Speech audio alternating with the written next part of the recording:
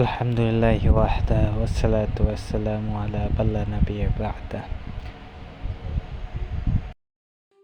Viewers, এই ভিডিওতে আজকে আমি আপনাদের দেখাবো কিভাবে কনক্রিটের স্লাম টেস্ট করতে হয়।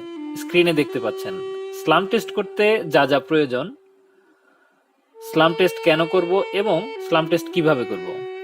প্রথমেই স্লাম টেস্ট করতে যা যা প্রয়োজন: base plate, slump cone, tamping rod, scoop and trowel, measuring tape. মূলত এই উপকরণগুলো দিয়েই আমরা স্লাম টেস্ট করতে পারবো। এবারে আমরা আসি বেস প্লেট।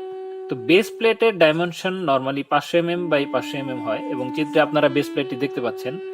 তো স্লাম টেস্টের সময় এই বেস প্লেটটি আমাদেরকে একটি সমতল স্থানে বসিয়ে নিতে হবে। তো আমরা পরবর্তীতে স্লাম টেস্টটি প্র্যাকটিক্যালি দেখাবো। তো ধৈর্য ধরে আমাদের ভিডিওটি অবশ্যই দেখবেন আর আমাদের চ্যানেলে সাবস্ক্রাইব করবেন এবং বেল বাটন বাজাতে ভুলবেন না। এবারে স্লাম কোণ।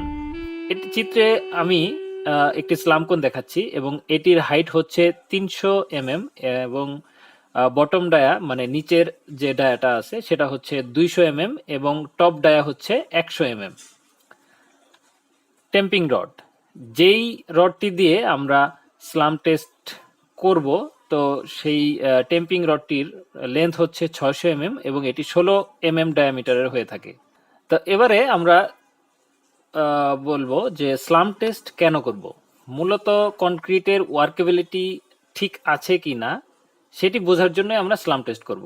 অর্থাৎ কনক্রিট মিক্সিং এর পরে সেটা যদি দীর্ঘ সময় পরে ব্যবহার করা হয়, দীর্ঘ সময় বলতে কনক্রিটের একটা নির্দিষ্ট টাইম আছে, ওটা টাইমের মধ্যে কনক্রিটটি ব্যবহার করতে হবে।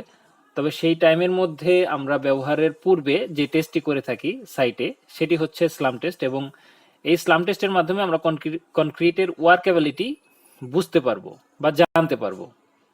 স্লাম টেস্ট কিভাবে করব, এখন আমরা আপনাদেরকে প্র্যাকটিক্যালি সেটি দেখাবো। এ পর্যায়ে আমরা স্লাম টেস্টের প্রথম লেয়ারের কনক্রিট নিচ্ছি এবং আপনারা দেখতে পাচ্ছেন আমাদের প্রথম লেয়ারের কনক্রিট নেওয়া শেষ। এবার আমরা টেম্পিং শুরু করব এবং 25টি ব্লো আমরা এখানে দিব। এবার আমরা সেকেন্ড লেয়ারের কনক্রিট নিব, পুনরায় আমরা 25টি ব্লো দিব এবং আমাদের ব্লো শেষ হলে আমরা তৃতীয় লেয়ারের কনক্রিট নিব। আমরা তৃতীয় লেয়ারের কনক্রিটের জন্য ব্লো শুরু করেছি, আমাদের ব্লো এর কাজ শেষ। এবার আমরা স্লাম কোণের টপ ডায়াটি সমান করে এবার আমরা স্লাম কোণটি তুলে ফেলবো এবং দেখব আমাদের স্লাম ভ্যালু কত এসেছে।